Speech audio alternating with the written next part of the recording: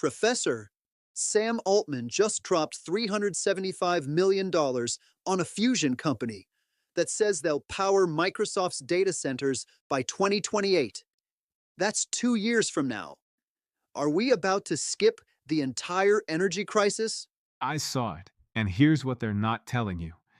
Helion hasn't publicly demonstrated net energy gain yet. They've sold a promise, not electricity. Wait, Microsoft signed a contract for fusion power that doesn't exist yet? Correct. It's a power purchase agreement for future delivery. Think of it like pre-ordering a car model that's still in the concept phase. Helion's approach is genuinely interesting.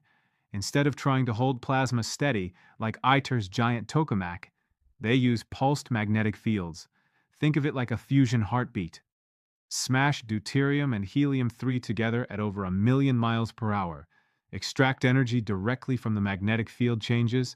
Skip the steam turbines entirely.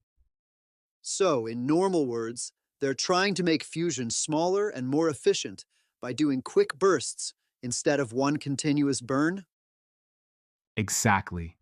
And the direct conversion concept could theoretically hit 70 to 90% efficiency versus the 33 to 40% you get from boiling water. That part is real engineering innovation. Okay, so what's the catch? Because there's always a catch. Three big ones. First, we have no public data showing they've achieved break even, where energy out exceeds energy in.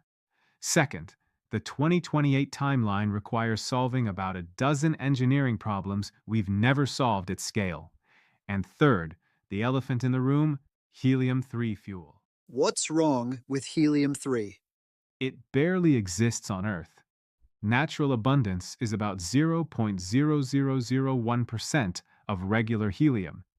Helion's plan involves breeding it from lithium inside the reactor, but that's an unproven closed-loop fuel cycle. If that doesn't work, you're trying to run a power plant on unobtainium. So, when the headlines say they've already sold it, what does that actually mean? Microsoft signed a contract that says if Helion delivers 50 megawatts of fusion electricity by 2028, Microsoft will buy it. There's no penalty clause made public. It's a bet, not a guarantee. And how does this compare to other fusion projects? ITER, the international government project, is targeting 10 times energy return around 2035, and that's considered optimistic. The National Ignition Facility achieved net gain in 2022, but with laser fusion, a completely different approach that fires once per shot, not useful for continuous power. Helion's claiming they'll leapfrog all of that in 24 months. That sounds ambitious. Generous word choice.